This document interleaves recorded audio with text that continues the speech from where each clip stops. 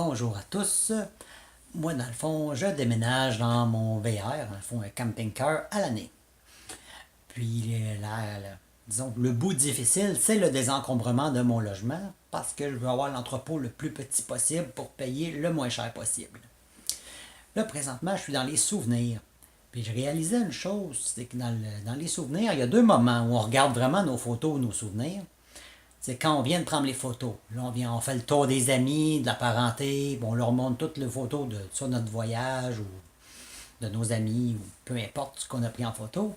C'est souvent quand on vient de les avoir, qu'on les regarde et qu'on les montre. Puis l'autre moment de la vie où on regarde les photos, c'est à un très grand âge. C'est quand on est très très âgé, puis souvent qu'on n'est plus vraiment autonome, qu'on sort presque plus de chez soi. C'est souvent à ce moment-là que les gens vont ressortir leurs photos. Personnellement, ma mère a dépassé la soixantaine, puis c'est un peu ce qui se produit dans sa vie. Elle n'a même pas encore regardé ses photos. Elle nous les a toutes montrées quand elle a fait ses voyages. Elle les a mis dans une boîte, puis elle n'a pas touché à ça depuis des années et des années. Puis elle n'est pas vraiment prête à aller jouer là-dedans. Et je me rends compte, c'est souvent la même chose avec tout le monde. Les gens ne regardent pas vraiment ça. On les regarde quand on les a, puis à un âge avancé. Puis souvent, à un âge avancé, on fait le ménage pour en jeter le trois quarts. Donc, c'est un petit peu ce que j'ai réalisé. Quelles photos j'ai envie de regarder quand je vais être rendu à un vieil âge, finalement. Lesquelles que je tiens à garder jusqu'à ma mort. Lesquelles que je vais avoir envie de revoir lorsque je vais avoir 80 ou 90 ans. Les amis que j'ai, dans le fond, les connaissances, ceux que, les gens avec qui je me suis tenu peut-être pendant un mois ou deux, est-ce que vraiment c'est des gens que j'ai envie de me rappeler ou que je tiens beaucoup à me rappeler?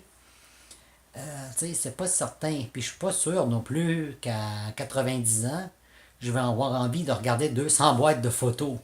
C'est assez décourageant, là. Il y en a vraiment beaucoup. Peut-être pas 200, là, j'exagère un peu, mais il y en a assez pour que probablement je vais mourir de vieillesse avant d'avoir le temps de les regarder. Fait que c'est un petit peu ça que je regarde. Lesquels que je vais avoir envie de regarder. Puis je pense qu'après deux ou trois boîtes, je vais probablement être pas mal tanné. Fait que je voudrais réduire mes photos, mes souvenirs, en fait, tout ce qui est cartes, lettres et compagnie, je voudrais réduire à quatre boîtes. Seulement, on parle en comprenant les diplômes et compagnie, là. Tout.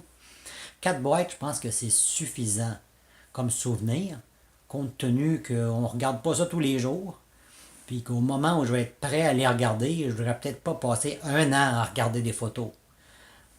Fait que c'est un petit peu ma manière de procéder.